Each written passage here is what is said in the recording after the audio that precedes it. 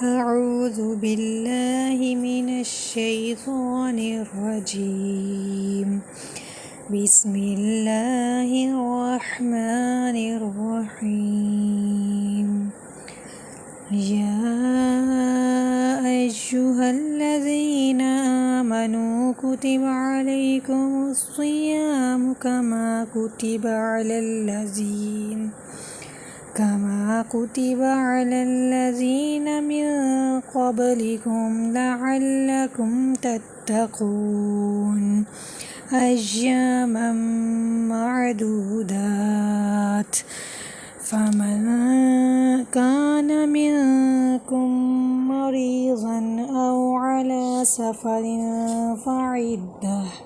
فعدة من أيام أخر وعلى الذين يطيقونه فدية طعام مسكين فمن تطوع خيرا فهو خير له وأن تصوموا خير لكم إن كنتم تعلمون شهر رمضان الذي أنزل فيه القرآن هدى للناس وبينات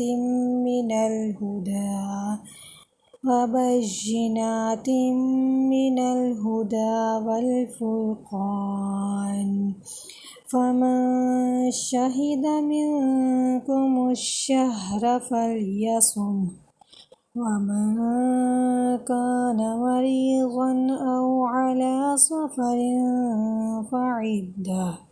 فعدة من أيام أخر يريد الله بكم اليسر ولا يريد بكم العسر ولتكملوا العدة ولتكبروا الله على ما هداكم ولعلكم تشكرون وإذا سألك عبادي عني فإني قريب أجيب دعوة الداع إذا دعان فليستجيبوا لي وليؤمنوا بي لعلهم يرشدون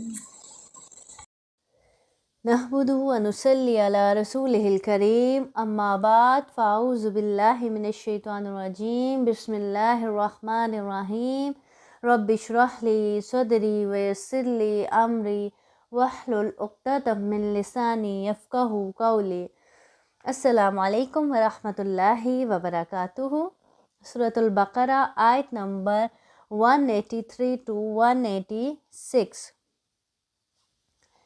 یا ایہا الذین آمنو، اے وہ لوگو جو آمنو ایمان لائے ہو، کتبہ فرض کیا گیا، علیکم الصیام تم پر روزہ رکھنا، کما جیسے کتبہ فرض کیا گیا، علی الذین ان لوگوں پر جو من قبلکم تم سے پہلے تھے، لعلکم تاکہ تم تتقون پرہیزگار ہو جاؤ۔ ایامن چند دن ہیں، معدودات گنتی کے، فمن پس جو کوئی کانا ہو، منکم تم میں سے، مریدن بیمار، او یا اعلی سفرن ہو سفر پر، فعدتن تو گنتی پوری کرنی ہے، من ایامن اخر اور دنوں سے، وعلی الذین اور ان لوگوں پر جو یطیقونہ طاقت رکھتے ہیں روزے کی، فدیتن بدلہ ہے، طعام مسکین ایک فقیر کا کھانا، فمن پس جو کوئی تطوع خوشی سے کرے، خیرن کوئی نیکی، فہوا تو وہ خیر اللہ بہتر ہے اس کے لیے، وَأَن تَصُومُوا اور یہ کہ تم روزہ رکھو، خیرن بہتر ہے، لکم تمہارے لیے، ان اگر کنتم تم ہو، تعلمون جانتے، شہر مہینہ، رمضان رمضان کا، الذی وہ ہے کہ انزلہ نازل کیا گیا، فیہ اس میں، القرآن قرآن، ہدن ہدایت ہے، للناس لوگوں کے واسطے، وبینات اور روشن دلیلیں، من الہدا ہدایت کی، والفرقان حق کو باطل سے جدا کرنے کی، فمن سو جو شائدہ پائے، منکم تم میں سے، الشہر اس مہینے کو، فلیصمہ تو ضرور روزے رکھے اس کے، ومن اور جو کانا ہو، مریدن بیمار، او یا اعلی سفرین سفر پر، فعدتن تو گنتی پوری کرے، من ایام اخر اور دنوں سے، یرید اللہ چاہتا ہے اللہ، بکم تم پر، یسرا آسانی، ولا اور نہیں، یرید چاہتا، بکم العسرا تم پر دشواری، وَلِتُکْمِلُوا اور اس واسطے کہ تم پوری کرو، عدتہ گنتی، وَلِتُکَبِّرُوا اور تاکہ تم بڑائی بیان کرو، اللہ اللہ کی، علامہ اس بات پر کہ ہداکم ہدایت دی اس نے تمہیں، وَلَعَلَّکُمْ اور تاکہ تم تشکرون شکر ادا کرو، وَإِذَا اور جب سَأَلَکَ پوچھیں کا تجھ سے، عبادی میرے بندے، انی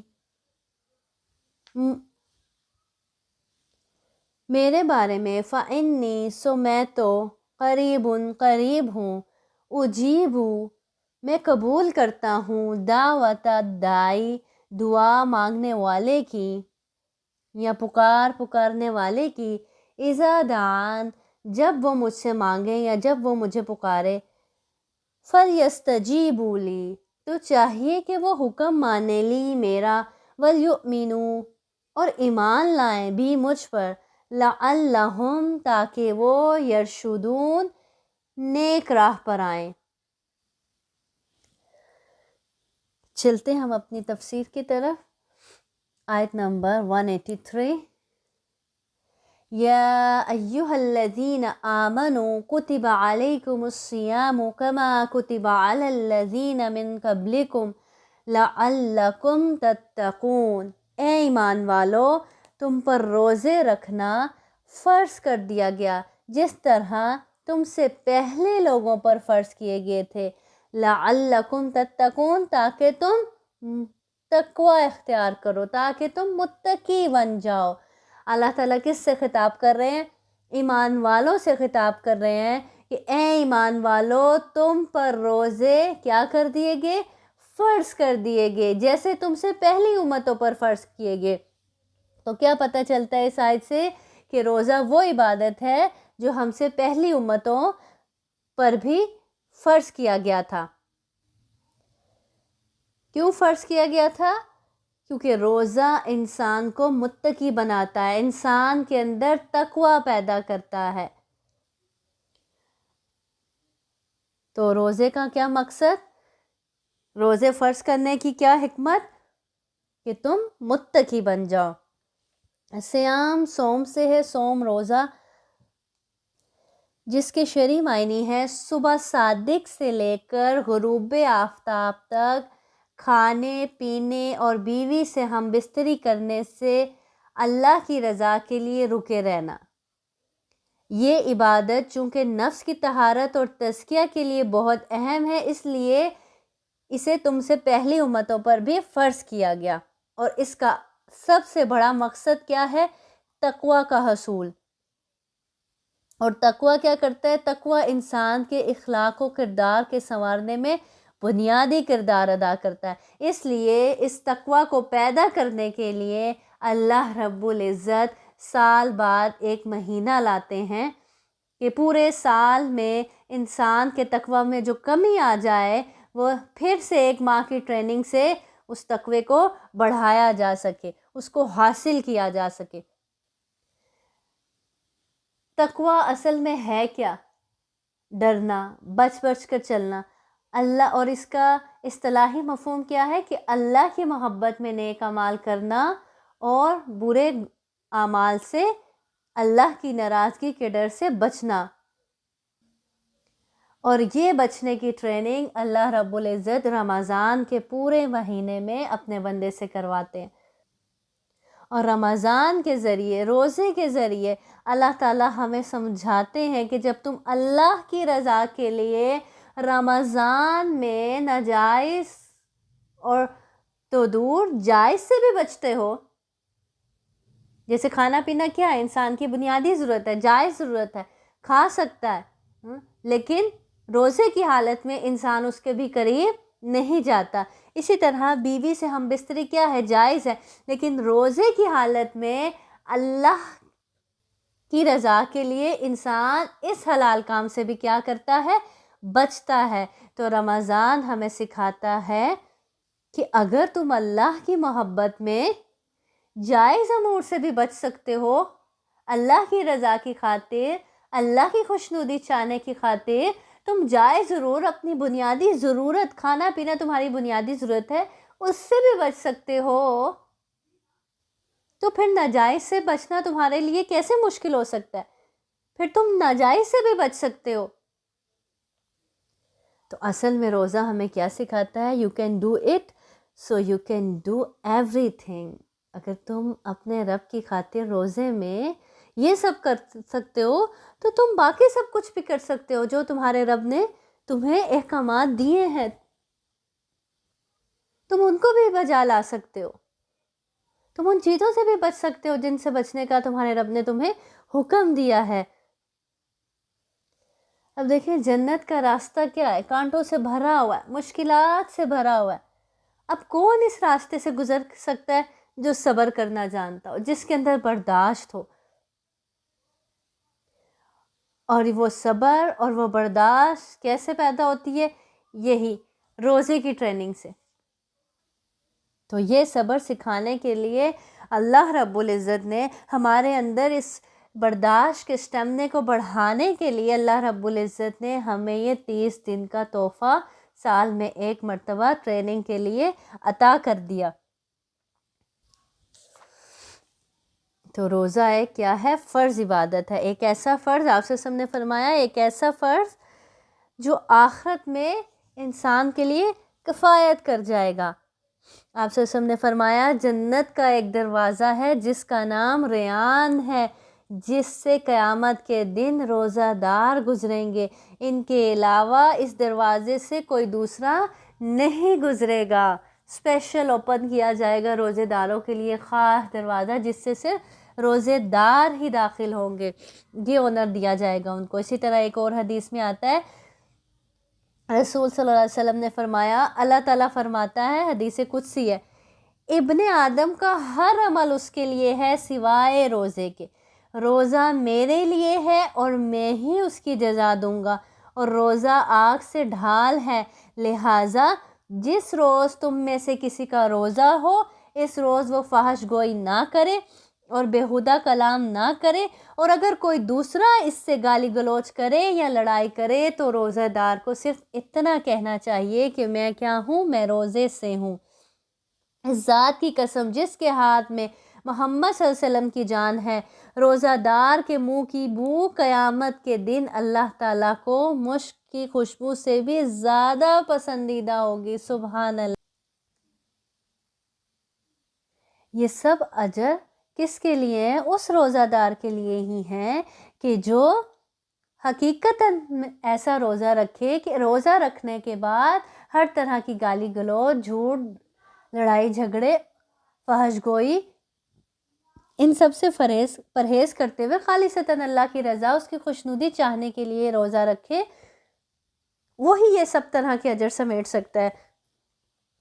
اور ایک حدیث کے مطابق جو روزہ رکھ کر بھی ان کاموں سے باز نہ آئے تو اللہ کو اس کے بھوکا پیاسا رہنے کی کوئی ضرورت نہیں.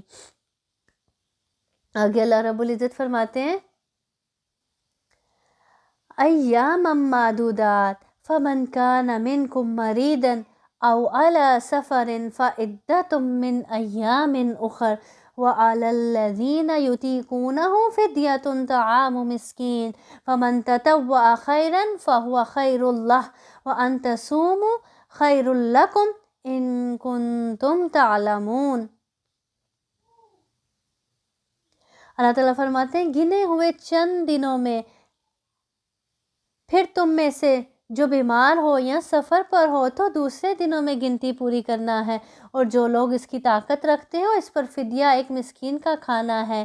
پھر جو شخص خوشی سے کوئی نیکی کرے تو وہ اس کے لیے بہتر ہے، اور یہ کہ تم روزہ رکھو تمہارے لیے بہتر ہے اگر تم جانتے ہو۔ اللہ تعالیٰ فرما رہے ہیں گنے چنے چند دن ہیں جو توفتاً تمہیں دیے جاتے ہیں تمہارے تقوی کو بڑھانے کے لیے، تمہارے اندر صبر اور برداشت پیدا کرنے کے لیے، تمہاری برداشت کو بڑھانے کے لیے۔ یہ گنے چنے چند روز ہیں، چند ہی دن تو ہیں، ان سے خوب فائدہ اٹھاؤ اور اپنے تقوی کو بڑھاؤ، اپنی برداشت کو بڑھاؤ، اپنے صبر کو بڑھاؤ۔ ان ایام کے ذریعے ان میں خوب محنت کرو اور اپنے رب کو کیا کر لو؟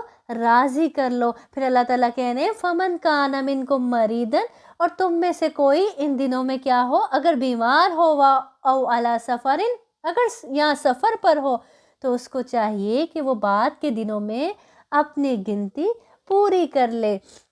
وَعَلَى الَّذِينَ يُطِيقُونَهُ فِدْيَةٌ طَعَامُ مِسْكِينٍ،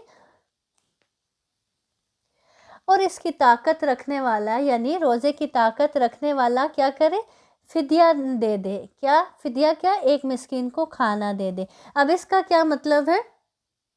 اس کا مطلب یہ ہے کہ ابتدائی اسلام میں روزے کی عادت نہ ہونے کی وجہ سے طاقت رکھنے والوں کو بھی رخصت دے دی گئی تھی کہ اگر وہ روزہ نہ رکھیں تو اس کے بدلے ایک مسکین کو کھانا دے دیا کریں۔ لیکن بعد میں اگلی آیت کے ذریعے جس میں ذکر ہے فَمَنْ شَهِدَ مِنْكُمُ الشَّهْرَ فَلْيَصُمْ، کہ تم میں سے جو کوئی اس مہینے کو پائے تو اسے چاہیے کہ وہ روزے رکھے، اس کے ذریعے سے اس آیت کو منسوخ کر دیا گیا کہ یعنی اب بیمار تو روزہ چھوڑ سکتا ہے، مسافر تو روزہ چھوڑ سکتا ہے، لیکن وہ بھی بعد کے دنوں میں اپنی گنتی پوری کرے گا۔ لیکن طاقتور جو استطاعت رکھتا ہو روزہ رکھنے کی وہ روزہ نہیں چھوڑ سکتا، اس کو ہر صورت روزہ ہی رکھنا پڑے گا۔ اب بیمار کیسا بیمار روزہ چھوڑ سکتا ہے؟ کہ ایسی بیماری کہ جس میں اگر وہ روزہ رکھتا ہے تو اس کی بیماری مزید بڑھ جاتی ہے، تو ایسا انسان بیماری میں روزہ چھوڑ سکتا ہے اور وہ بعد کے دنوں میں اپنی گنتی کو اپنا روزہ رکھ کر اپنے رمضان کی گنتی کو پوری کر لے۔ اسی طرح جو کوئی مسافر ہو، لیکن زیادہ بوڑھے لوگ جو بہت بوڑھے ہو جاتے ہیں اور روزہ نہیں رکھ پاتے یا دائمی مریض، ان کے لیے یہی حکم ہے کہ وہ روزہ نہ رکھیں اور اپنے فدیہ دے دیں۔ اور فدیہ کیا ہے؟ ایک روزے کے بدلے ایک مسکین کو ایک وقت کا کھانا کھلانا۔ لیکن اب اس میں کیا ہے کہ جو شخص نیکی میں سبقت کرے تو وہ اس کے لیے بہتر ہے، یعنی کوئی انسان اگر خوشی سے ایک سے زیادہ مسکینوں کو بھی کھانا کھلا دے ایک روزے کے بدلے تو یہ کیا ہے؟ اس کے لیے اجر کا ہی باعث ہے۔ اور یہ کہ کوئی ویسے ہی مسکین کی مدد کر دے فدیہ کے بغیر ہی، یعنی کہ اس نے فدیہ نہ دینا ہو، تو جو بھی کوئی نیکی کرے گا یہ تو اسی کو فائدہ دے گی۔ اسی طرح حمل والی عورتیں بھی اسی میں آتی ہیں، اور دودھ پلانے والی بھی عورتیں اگر وہ مشقت محسوس کریں تو وہ مریض کے حکم میں ہی ہوں گی، یعنی وہ روزہ نہ رکھیں۔ اگر ان کو لگتا ہے کہ روزہ رکھنے سے ان کی طبیعت بگڑ جاتی ہے، زیادہ خراب ہو جاتی ہے، تو اس صورت میں وہ بھی روزہ چھوڑ سکتی ہیں اور اپنی گنتی کو بعد کے دنوں میں پورا کریں گی۔ اب اسی طرح مسافر کے لیے بھی کیا ہے؟ رخصت ہے، روزہ چھوڑ بھی سکتا ہے اور رکھ بھی سکتا ہے۔ لیکن اگر سفر میں کسی نے رکھ لیا اور کسی نے چھوڑ دیا تو رکھنے والا نہ رکھنے والے کو ملامت نہیں کرے گا اور نہ رکھنے والا رکھنے والے کو ملامت نہیں کرے گا۔ جیسے حدیث میں آتا ہے کہ سیدنا ابو سعید خدری رضی اللہ عنہ بیان کرتے ہیں کہ ہم 16 رمضان کو رسول صلی اللہ علیہ وسلم کے ساتھ ایک غزوہ کے لیے نکلے تو ہم میں سے کچھ لوگوں نے روزہ رکھا ہوا تھا اور کچھ نے نہیں. روزہ رکھنے والوں نے نہ رکھنے والوں پر اور نہ رکھنے والوں نے رکھنے والوں پر کوئی عیب نہیں لگایا، کوئی برا بھلا نہیں کہا کسی نے کسی کو. تو اس چیز سے بھی بچنا چاہیے، پرہیز کرنا چاہیے. ہمارے ہاں کیا ہوتا ہے، ہم اگر کوئی نیکی کر لیتے ہیں یا کسی بات پر عمل کر لیتے ہیں اور دوسرا اگر کوئی رخصت کو لے لیتا ہے تو ہم اپنے آپ کو شاید بڑی چیز سمجھنے لگتے ہیں اور دوسرے کو پھر ہم باتیں کرنے لگتے ہیں. تو اس رویے سے بچنا چاہیے، اس سے پرہیز کرنا چاہیے. یہ بھی کہیں نہ کہیں ہمارے اندر کوئی تکبر ہوتا ہے جو ہماری ایسی باتوں سے ظاہر ہو رہا ہوتا ہے اور ہم اپنے آپ کو بڑی چیز سمجھ رہے ہوتے ہیں جو ایسی باتیں کر رہے ہوتے ہیں. تو ایسی باتوں سے، ایسے رویوں سے پرہیز کرنا چاہیے. پھر آگے اللہ رب العزت فرماتے ہیں شہر رمضان الذی انزل فیہ القرآن ہدی للناس وبینات من الہدی والفرقان فمن شہد منکم الشہر فلیصمہ ومن کان مریدا او علی سفر فعدۃ من ایام اخر یرید اللہ بکم اليسر ولا یرید بکم العسر وَلِتُكْمِلُوا الْعِدَّةَ وَلِتُكَبِّرُوا اللَّهَ عَلَى مَا هَدَاكُمْ وَلَعَلَّكُمْ تَشْكُرُونَ. ماہ رمضان وہ ہے جس میں قرآن اتارا گیا جو لوگوں کو ہدایت کرنے والا ہے اور جس میں ہدایت کی اور حق و باطل کی تمیز کی نشانیاں ہیں. تم میں سے جو شخص اس مہینے کو پائے اسے روزہ رکھنا چاہیے. ہاں جو بیمار ہو یا مسافر ہو اسے دوسرے دنوں میں یہ گنتی پوری کرنی چاہیے. اللہ تعالیٰ کا ارادہ تمہارے ساتھ آسانی کا ہے، سختی کا نہیں. وہ چاہتا ہے کہ تم گنتی پوری کر لو اور اللہ تعالیٰ کی دی ہوئی ہدایت پر اس کی بڑائیاں بیان کرو اور اس کا شکر ادا کرو. تو اس آیت سے کیا پتہ چلتا ہے؟ شہر رمضان الذی انزل فیہ القرآن، رمضان تو وہ بابرکت مہینہ ہے جس میں قرآن نازل کیا گیا، جس میں قرآن اتارا گیا. اب اس بات کا کیا مطلب ہے؟ اس کا یہ مطلب ہرگز نہیں کہ مکمل قرآن کسی ایک رمضان میں نازل ہو گیا، بلکہ یہ ہے کہ رمضان کی شب قدر میں لوح محفوظ سے آسمان دنیا پر اتارا گیا اور وہاں سے حسب حالات 23 سال کے عرصے میں تھوڑا تھوڑا کر نبی کریم صلی اللہ علیہ وسلم پر نازل کیا گیا. اب رمضان کی اہمیت قرآن سے بھی پتہ چلتی ہے کہ یہ وہ بابرکت مہینہ ہے جس میں اللہ رب العزت نے قرآن جیسے تحفے سے نوازا. اور کیا بات پتہ چلتی ہے کہ رمضان اور قرآن کیا ہیں؟ ساتھ ساتھ ہیں. تو اس آیت سے معلوم ہوا کہ ماہ رمضان کو قرآن مجید کے ساتھ خاص تعلق ہے. اس لیے اس میں کثرت کے ساتھ قرآن کی تلاوت اور قیام کرنا چاہیے.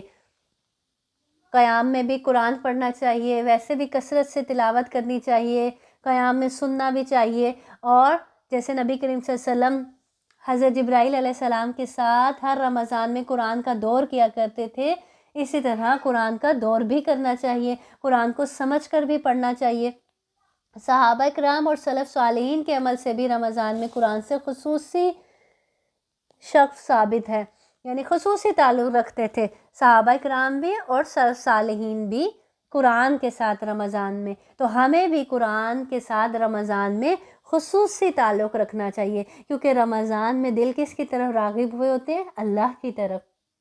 تو اس لیے جب اس دل پر، ان راغب دلوں پر اللہ کے کلام کی بارش ہوتی ہے، اللہ کا کلام سنتے ہیں تو ہدایت کی طرف پلٹ آتے ہیں اور بات زیادہ اثر کرتی ہے. تو اس لیے قرآن اور رمضان ساتھ ساتھ، اور رمضان میں خصوصی طور پر قرآن کا اہتمام کرنا چاہیے. اللہ تعالیٰ فرماتے ہیں یہ وہ قرآن ہے جو لوگوں کو ہدایت کرنے والا ہے اور جس میں ہدایت کی اور حق و باطل کی تمیز کی نشانیاں ہیں. پھر آگے اللہ تعالیٰ فرما رہے ہیں تم میں سے جو شخص اس مہینے کو پائے اسے چاہیے کہ روزے رکھے. اب اس آیت کے ذریعے پچھلی آیت منسوخ ہوگی کہ اب ہر صورت روزہ رکھنا ہی ہے. رخصت ہے تو کس کے لیے؟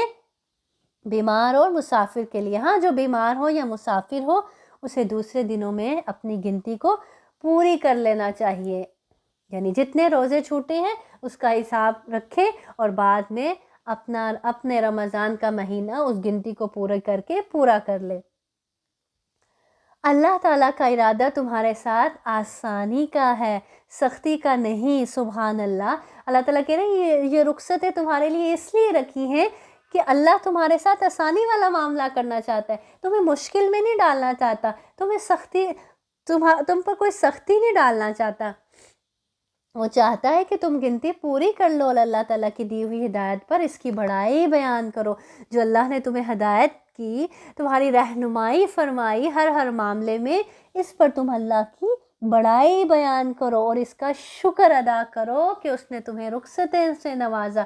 دیکھیں کتنی رخصتیں رکھی ہیں اللہ تعالیٰ نے۔ یہ اللہ تعالیٰ کی اپنے بندے سے محبت ہے کہ اس نے اس کے لیے دین میں آسانیاں رکھی، رخصتیں رکھی، تاکہ میرا بندہ عمل کر لے اور میرے قریب ہو جائے۔ اب دیکھیں کتنی رخصتیں رکھی ہیں۔ پانی نہیں مل رہا، بیمار ہو، پانی استعمال نہیں کر سکتے، تکلیف بڑھ جائے گی، کیا کر لو؟ کوئی بات نہیں، تیمم کر لو۔ نماز کھڑے ہو کے نہیں پڑھ سکتے، بیمار ہو گئے ہو، بیٹھ کے پڑھ لو۔ اتنے زیادہ بیمار ہو گئے ہو، اتنے لاغر ہو گئے ہو، بیٹھا بھی نہیں جا رہا، کوئی بات نہیں، لیٹ کے پڑھ لو، اشاروں سے پڑھ لو۔ بیمار ہو گئے ہو، رمضان میں روزے نہیں رکھ سکتے، کوئی بات نہیں، چھوڑ دو، بعد میں رکھ لینا، بعد میں گنتی پوری کر لینا۔ سفر کرنا پڑ گیا رمضان میں، کوئی بات نہیں، چھوڑ دو روزہ، بعد میں رکھ لینا۔ سفر میں نماز کو قصر کر دیا، اب تمہیں سفر پہ جانا پڑ گیا، کوئی بات نہیں، پوری نماز نہ پڑھو، آدھی پڑھ لو، اتنی پڑھ لو۔ تو یہ اللہ کی طرف سے رخصتیں ہیں، آسانیاں ہیں جو اللہ تعالیٰ نے ہمارے لیے رکھی ہیں۔ تو اللہ تعالیٰ کہہ رہے ہیں کس لیے؟ لعلکم تشکرون، تاکہ تم اپنے مالک کا شکر ادا کرو۔ ہم سوچیں کتنی بار ہم نے ان رخصتوں کو مانا کہ یہ واقعی اللہ کی نعمتیں ہیں، یہ بھی اللہ کی نعمتیں ہیں، اور ان پر اللہ کا دل سے شکر ادا کیا کہ الحمدللہ میں بیمار ہوں، میری نماز چھوٹی نہیں ہے، میں لیٹ کے بھی پڑھ سکتا ہوں، میں بیٹھ کے بھی پڑھ سکتا ہوں، میں پانی استعمال نہیں کر سکتا، میں کسی ایسی تکلیف میں مبتلا ہو گیا ہوں، تو میرے لیے اللہ نے رخصت رکھی ہے، کوئی بات نہیں، تیمم کر لو۔ تو ان نعمتوں پر، ان آسانیوں پر بھی اللہ کا شکر ادا کرنا۔ اللہم اجعلنا من الشاکرین، اللہ ہمیں اپنے شکر گزار بندوں میں شامل کر لے۔ پھر آگے اللہ رب العزت فرماتے ہیں وَإِذَا سَأَلَكَ عِبَادِي، مزید محبت جھلک رہی ہے اس آیت میں اللہ تعالیٰ کی اپنے بندوں سے۔ اللہ تعالیٰ فرماتے ہیں وَإِذَا سَأَلَكَ عِبَادِي أَنِّي فَإِنِّي قَرِيبٌ أُجِيبُ دَعْوَةَ الدَّاعِ إِذَا دَعَانِ فَلْيَسْتَجِيبُوا لِي وَلْيُؤْمِنُوا بِي لَعَلَّهُمْ يَرْشُدُونَ۔ اللہ تعالیٰ فرماتے ہیں جب میرے بندے میرے بارے میں آپ سے سوال کریں تو آپ کہہ دیں کہ میں بہت قریب ہوں، ہر پکارنے والے کی پکار کو جب کبھی وہ مجھے پکارے قبول کرتا ہوں، اس لیے لوگوں کو بھی چاہیے کہ وہ میری بات مان لیا کریں اور مجھ پر ایمان رکھیں، یہی ان کی بھلائی کا باعث ہے۔ اب رمضان المبارک کے احکام و مسائل کے درمیان اللہ تعالیٰ نے دعا کی بات کر دی، اللہ کو پکارنے کا ذکر کر دیا۔ اس بات سے کیا واضح ہوتا ہے کہ رمضان میں دعا کی بھی بڑی فضیلت ہے، جس کا خوب اہتمام کرنا چاہیے، خصوصاً افطاری کے وقت کو قبولیت دعا کا خاص وقت بتلایا گیا۔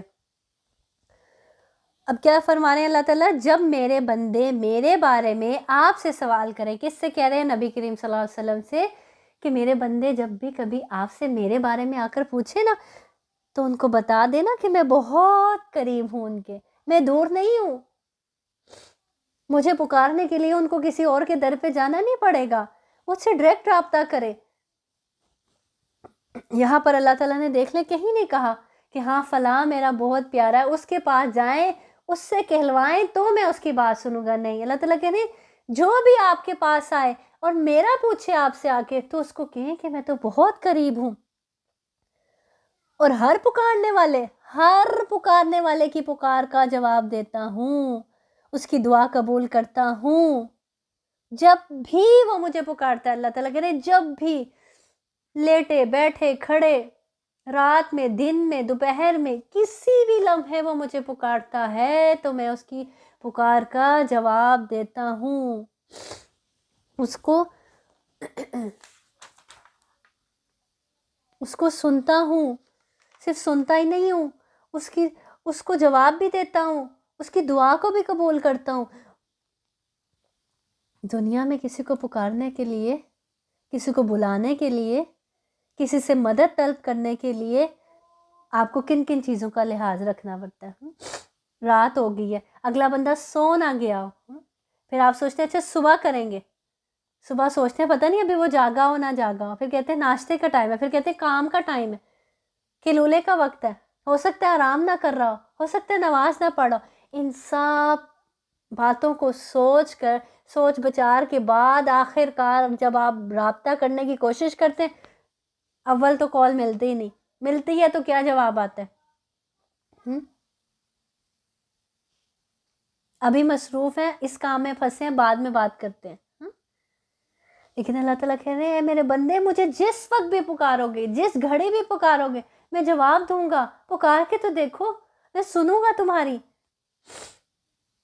کسی بھی وقت، کہیں بھی، جس بھی مشکل میں ہے وہیں اپنے رب کو پکار لے، اللہ سننے والا ہے، بس پکاریں کیسے؟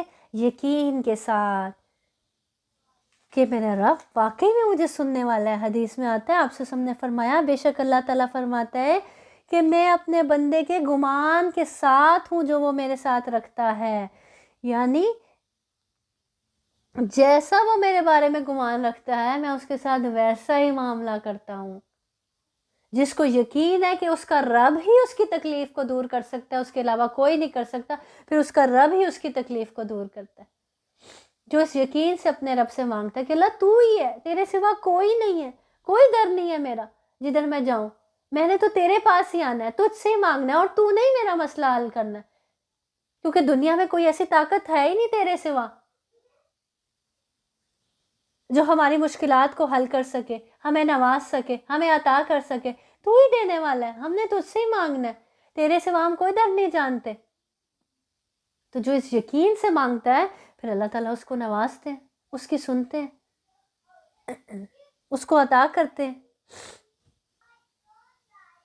لیکن ایک بات کا خیال رہے کہ گناہ بندے اور اللہ کے درمیان رکاوٹ بن جاتے ہیں، اس لیے اللہ تعالیٰ کہہ رہے ہیں میں تو سنتا ہوں، میں تو جواب دیتا ہوں، میں تو دعا قبول کرتا ہوں، لیکن اس کو بھی تو چاہیے، میرے بندوں کو بھی تو چاہیے کہ وہ بھی میری بات مان لیا کریں، مجھ پر ایمان رکھیں، یہی ان کی بھلائی کا باعث ہے۔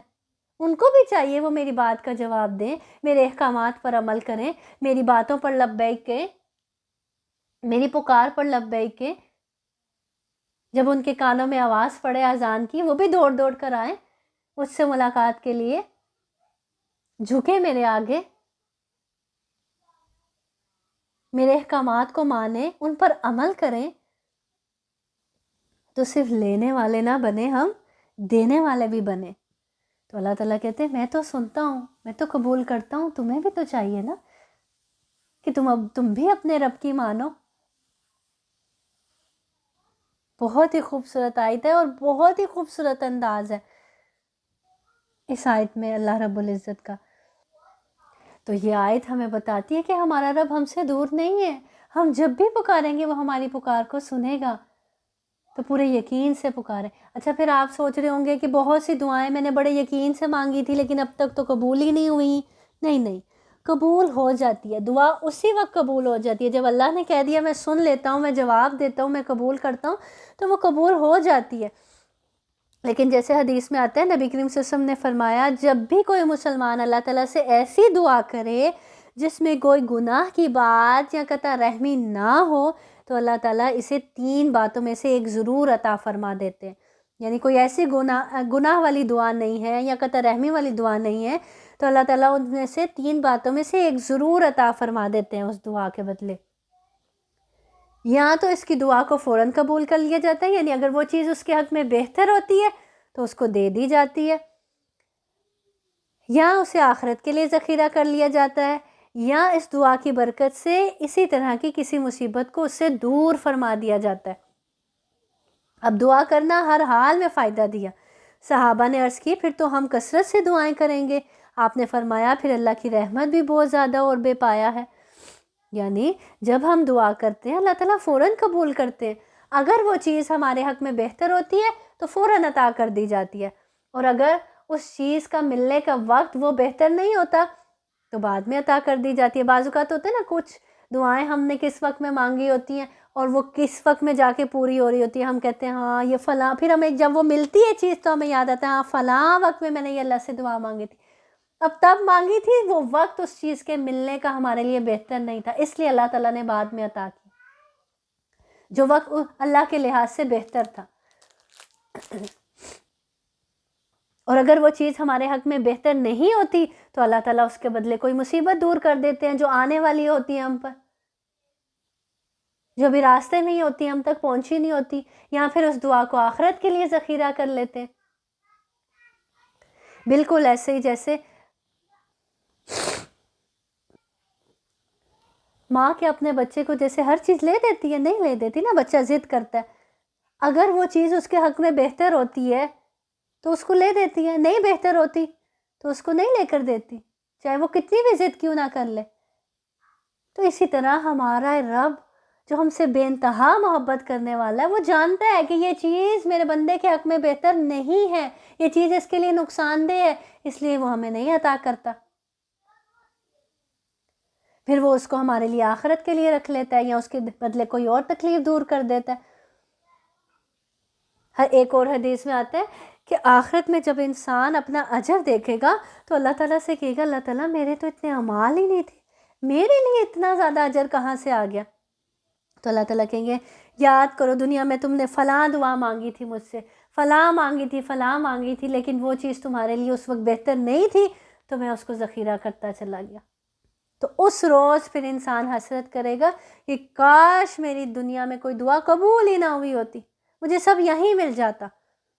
تو اس لیے کبھی بھی اپنے رب کی رحمت سے مایوس نہیں ہونا چاہیے، اپنے رب سے بدگمان نہیں ہونا چاہیے، چیز مل جائے تو الحمدللہ، نہ ملے تو اس پر بھی الحمدللہ کہ اسی میں میرے لیے خیر چھپی ہے، جو مجھے نظر نہیں آ رہی میرے رب کو نظر آ رہی ہے، اس لیے وہ اس نے مجھے یہ چیز عطا نہیں کی یا یہ چیز مجھ سے روک لی۔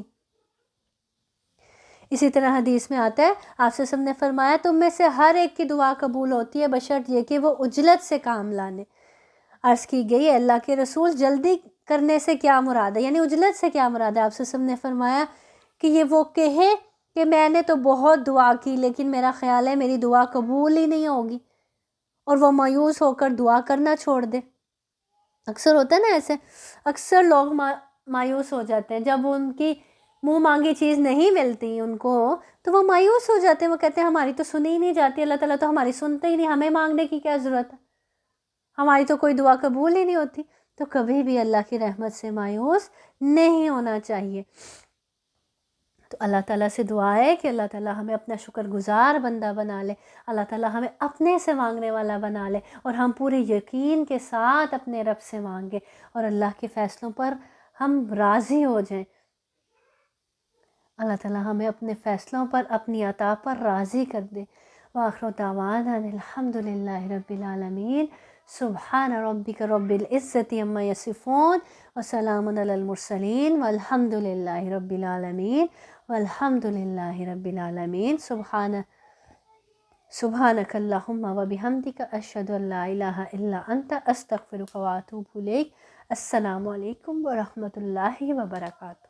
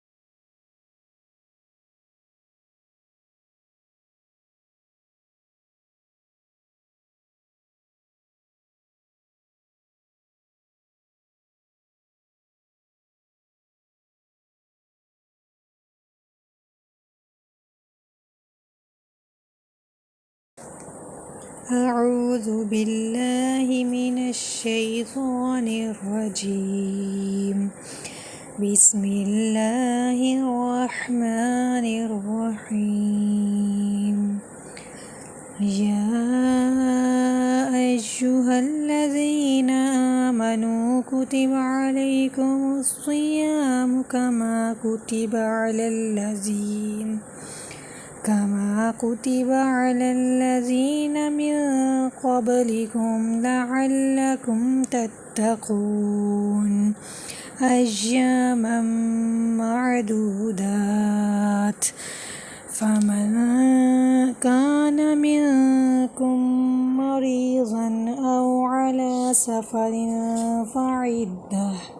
فعدة من أيام أخر وعلى الذين يطيقونه فدية طعام مسكين فمن تطوع خيرا فهو خير له وأن تصوموا خير لكم إن كنتم تعلمون شهر رمضان الذي أنزل فيه القرآن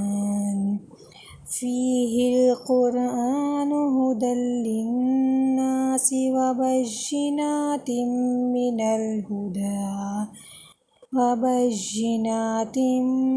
الهدى والفرقان فمن شهد منكم الشهر فليصم ومن كان مريضا أو على سفر